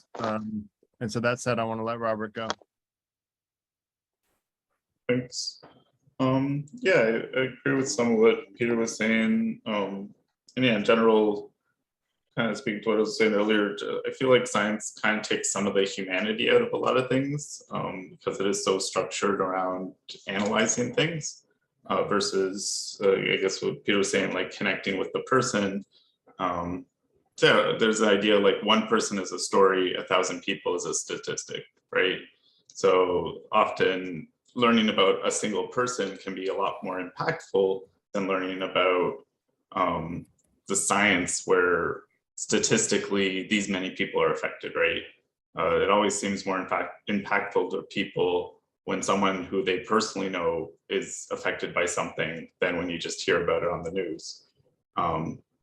So yeah, I don't know. I mean, when it comes to, I guess, gun bans, it seems that gun bans have worked in other countries. I think there's a lot of rationalizing why it can't work in the US.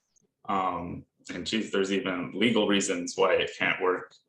So yeah, I guess I would argue that sometimes a rational thought or abandoning the science, sometimes we kind of need that, especially when those things aren't really leading us to a positive place. Like I would say the irrational idea is to just go with it, go with the ban, do it. Sure, there's going to be blowback. Sure, there's going to be legal responses, but at least you might push the envelope. Like, I don't know, shoot for the stars and you'll land, well, shoot for the moon, you'll land on the stars. I don't know if that. The stars, you'll land on the moon. But yeah. So that expression is not really scientific, but you get the idea. No, but it's a good saying. I like it. I live by that saying. So yeah, so I think sometimes do what works and don't worry so much about the science or why it works. I mean, there's some negative opportunities for that kind of train of thought too, but I just think like, yeah, if we limit ourselves to things like science or even humanities, that still keeps us in line with rationality, with reason. And sometimes you just like, even connecting with people, I don't know, where did you have that statistics, 1.7 people or something? On the, that was a news article actually. Yeah, it might be in the online community somewhere. I don't remember if I posted it there. So yeah, I don't know, even that feels kind of weird. Like I know lots of people with lots of friends, and that means there's lots of people with very few friends, like less than one friend. The article was close friends, like people that you would share intimate things with, you know, like very close, like near and dear people.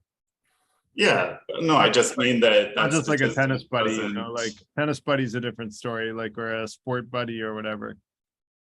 No, I just mean that that statistic doesn't capture the fact that that likely means that some people have zero close friends, right? It does. It does. Um, Yeah. So like, yeah, I don't know. I feel like,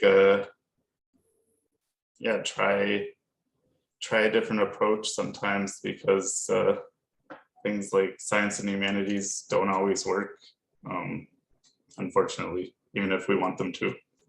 Yeah, I respect your opinion of saying just go for the ban, but from a pragmatic perspective, we can't even get a ban for people with mental illness for guns right now. So trying to get an all-out ban for assault weapons, which actually did happen under Bill Clinton, and violence went drastically down. And then under the Republicans, it expired and violence went drastically up. And I'm not even a Democrat. I'm just giving the statistics here. Of like, I read this in a meme somewhere and I was like, wow, that's really interesting. Admittedly, I didn't fact check it, but it sounds very plausible. And so worth fact checking for anyone that wants to and share the results in the online community. But it wouldn't surprise me if that was the case, because assault weapons are a great way to cause harm. So Coverage next, and then we're gonna Garrett, sorry go to ahead. interrupt. We're at about a quarter to, so Yeah. I think after Mr. Kavraj, we can maybe open it to whoever hasn't spoken yet and then wrap up. That'd be great. Yeah, let's do that.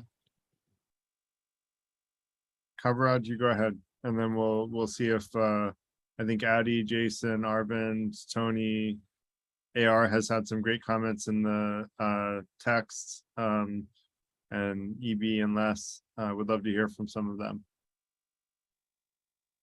Yes, sir.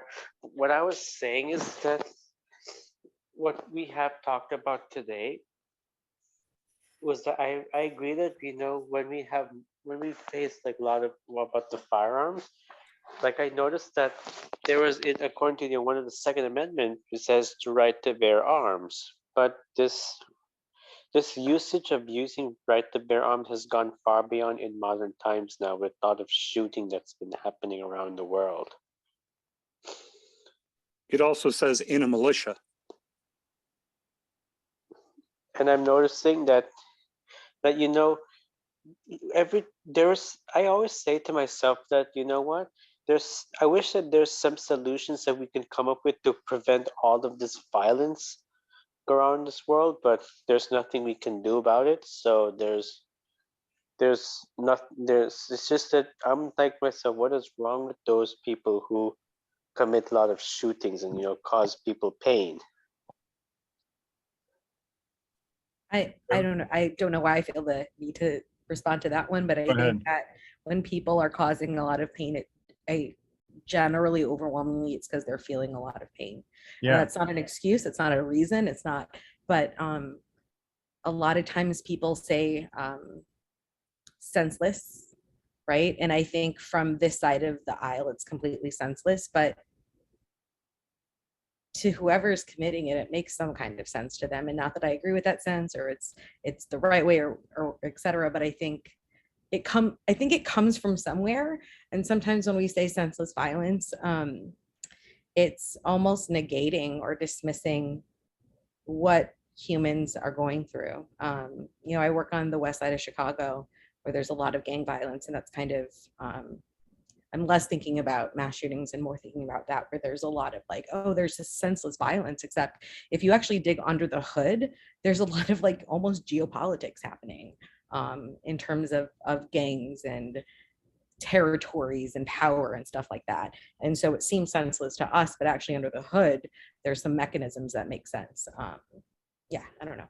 This is exactly why we had the topic tonight, is that I think that the humanities, and I know, again, not the humanities as we know them today, but the humanities as they can be, could teach us a healthier philosophy, a happier philosophy, so that we didn't have these people suffering and reaching out and causing harm. And I agree with you, Aisha, like people who cause harm are doing it from a place of feeling sad, miserable, and angry, which is why I responded to the Zoom bombers the way that I did, because I know those people are sad and miserable and angry, and they probably feel like they have no other way to be happy other than to cause harm to others. And that's sinking the boat when they're out at sea. the boat that's next to them floating, instead of just saying, hey, how is it that you're happy, right? Like, couldn't we just say, hey, how is it that you're happy? Like, wouldn't that be a better way to go? And so I think spreading good philosophy, and that's why the Freethinker Institute is intended to spread good philosophy that helps people be happier. So I couldn't agree more. And that said, I want to let anyone that hasn't spoken speak up. Arvind, I don't think you have, and your hand is up. And then, so why don't you go ahead, and then Addie, Tony, Jason, Les, Edwin, we would love to hear from you. You may just want to listen, and that's okay. But like, if you're hesitating and you're kind of open to saying something, we would just like love your reflections and thoughts, having joined and listened in. So go ahead, Arvind. Yeah, I don't have much to add because this is like a false choice. I think both are important, so I don't have too much to contribute. It's like you cannot solve climate change without nuclear power, for example. But the same technology that gives you nuclear power gives you nuclear weapons. So you need humanities to know how to use it. So I think they go hand in hand in that sense. So you can argue that the controls for nuclear technology should come first before we even develop the technology, and I would agree with that. But science has to also be just behind it, not too far behind, to the extent that we're not able to harness the power of science and technology to solve problems today. Because remember, this is also a race. It's not like one country can choose to not work on a specific field of research or technology because of ethical concerns. Like if tomorrow we stop development of AI, doesn't mean anybody else is going to stop developing AI. There's going to be China, there's going to be European countries, maybe even Iran or North Korea might start working on AIs of their own, and that could be a problem. So it has to be a global effort. That's my first problem. And this, because you cannot get left behind in the race as well, just because you want to take a step back and take a breather and figure out where things are going. So it has to be a global thing.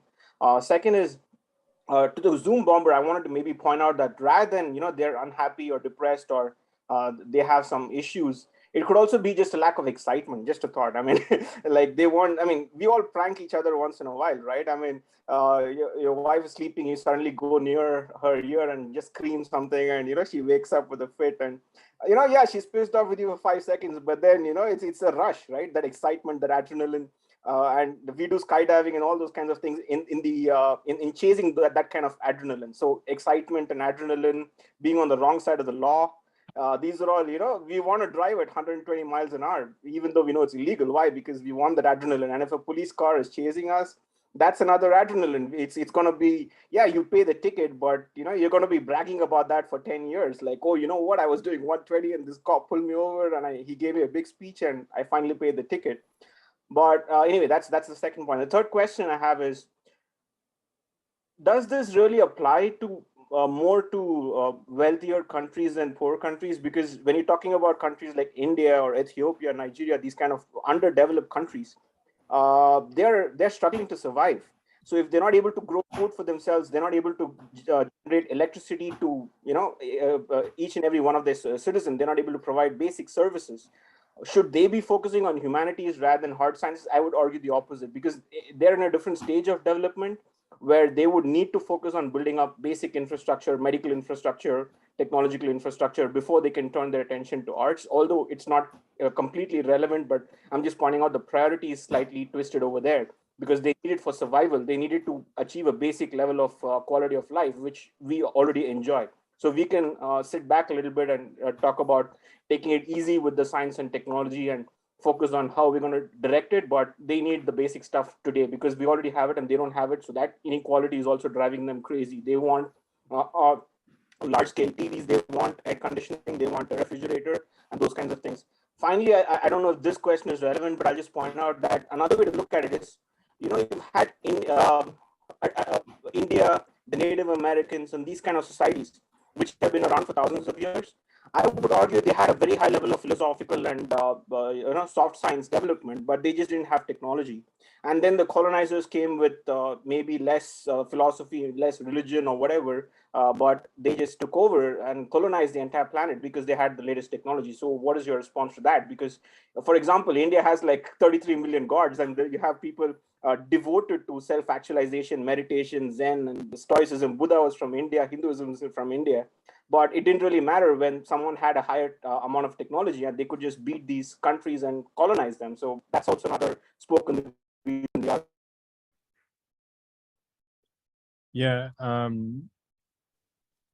guess you know, as far as like, does this apply to poor countries? I don't think that, I think that the mix of sciences versus humanities probably will differ depending on the country. But I would argue even poorer countries would benefit from a higher mix of humanities for two reasons. One, look at Bhutan, which focuses on net I forget, it's there's a name for it. It's the GNP. It's like the GNP, but for happiness. Sorry to interrupt. Yeah, it's net, I forget the name of it though.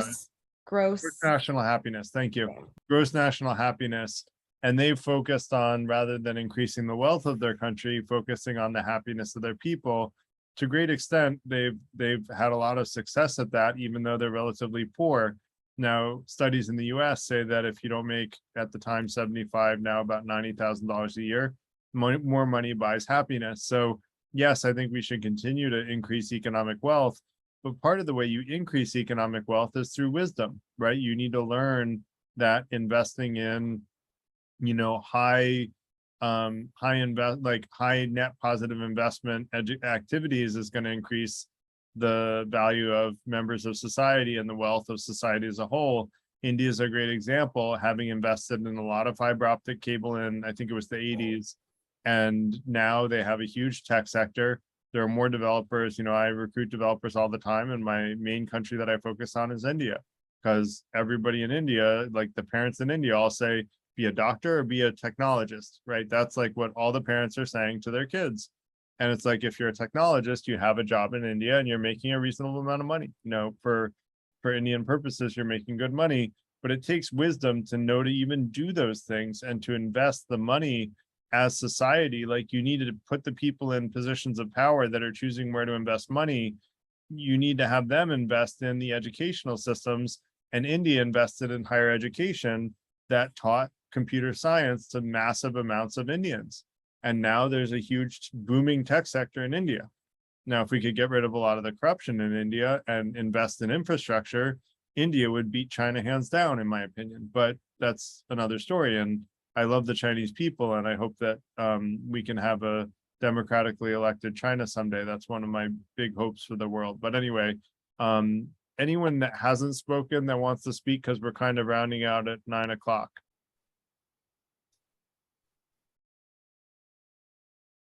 Edwin hasn't spoken. Have you, Edwin? So go ahead, please. We'd love to hear from you. Some country becomes violent in the United States and making the United States. You're a little unclear. I don't know if there's something we can do with the mic. Try again, Edwin.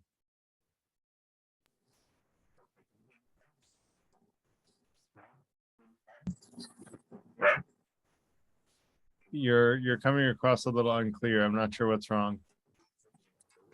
So I was still Edwin, maybe you can type in the chat what you're trying to say. We can't That hear would be you. better. Yeah, if you could type, Edwin, we can't hear you clearly. basically I did some of that. It's just it's a long topic, so yeah, go ahead.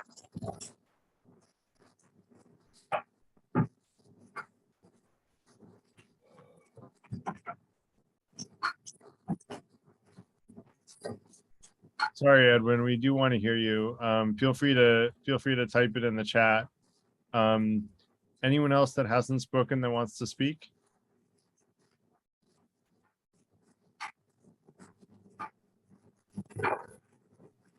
All right, then let's let Will say a final note, and then I'll finish up.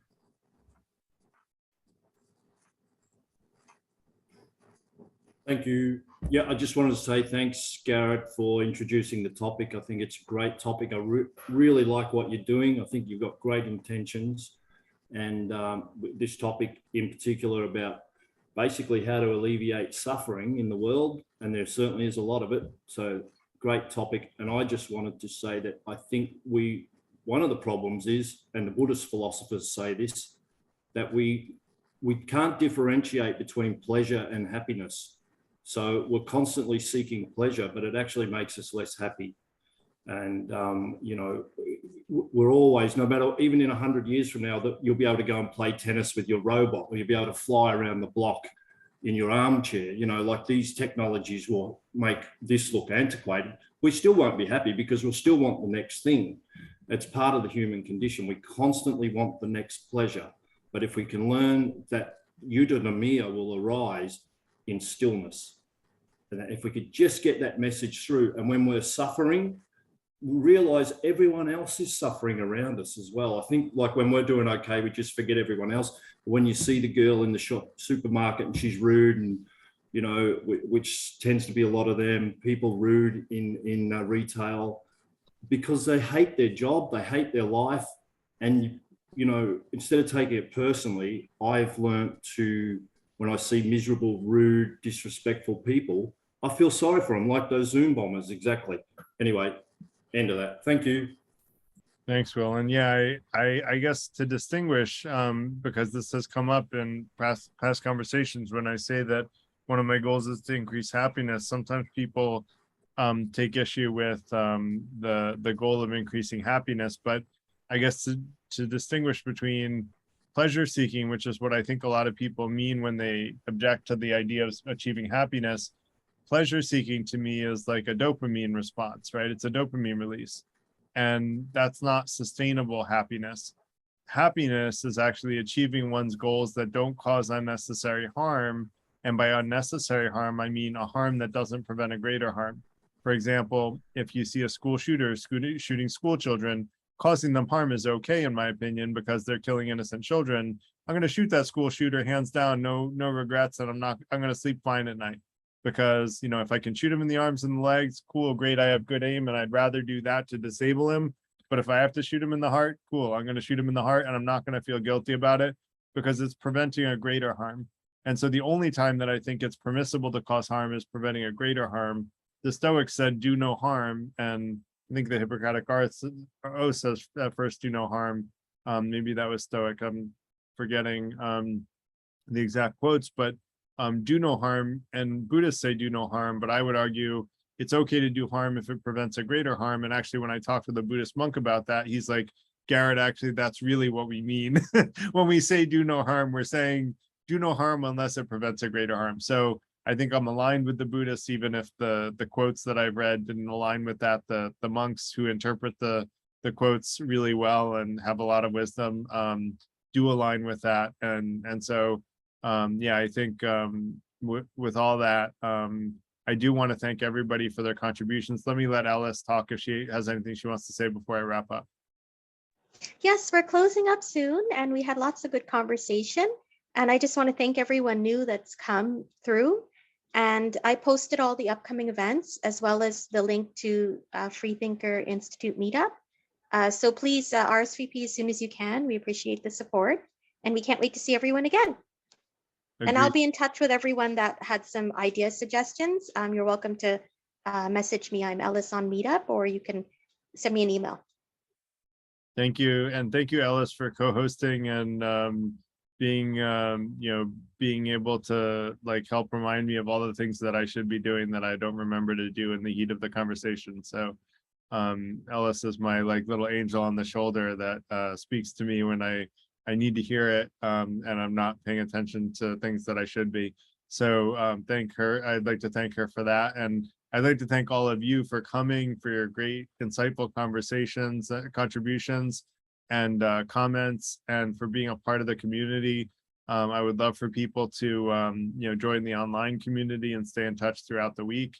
And anyone interested in being a member of the Freethinker Institute, we're trying to create a small group of members that really focus on being the best version of ourselves, seeking truth, and being as fair as possible, and creating a community of people who like try to practically apply the things that we talk about in our day-to-day life. So feel free to reach out to me. I'll put my email in here. It's Garrett at Freethinker Institute. Institute.org. If you're interested in that, we don't even have a process for membership yet, but I have a rough sketch of it. But we're trying to get some people who are interested in getting more involved and creating a like a membership process for anyone interested in getting more involved. So these events are every Tuesday night and free, of course, and everything intends to be free, although we've talked about charging something and then giving people the money back if they apply that to their lives. We might do that with the members group so that we get people actually applying the advice that we talk about with each other to our lives. We're going to play around with stuff to see what works. So that said, thanks everybody again for the great conversation. And I hope you all have a great night.